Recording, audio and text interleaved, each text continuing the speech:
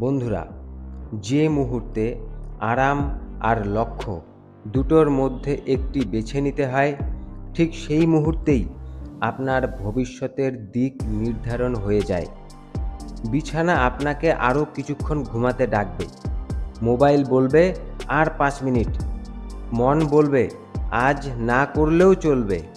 কিন্তু লক্ষ্য কখনো চিৎকার করে ডাকে না, সে নীরবে অপেক্ষা করে আপনি তাকে কতটা গুরুত্ব দেন তা দেখার জন্য। জীবনের বড় অর্জনগুলো কখনো আরামের কোল থেকে জন্ম নেয় না, সেগুলো তৈরি হয় তখন যখন মানুষ নিজের ইচ্ছার বিরুদ্ধে গিয়েও প্রয়োজনীয় কাজটি করে ফেলে। যারা প্রতিদিন লক্ষ্যকে আরামের আগে রাখে, তারা একদিন এমন জায়গায় পৌঁছে যায় যেখানে অন্যরা শুধু পৌঁছানোর স্বপ্ন দেখে।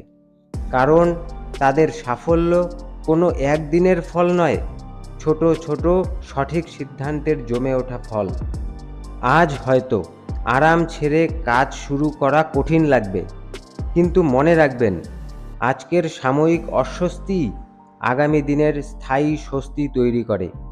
তাই প্রতিদিন নিজেকে একটি প্রশ্ন করুন, আমি কি আজ আরামকে জিততে দিলাম নাকি আমার লক্ষ্যকে?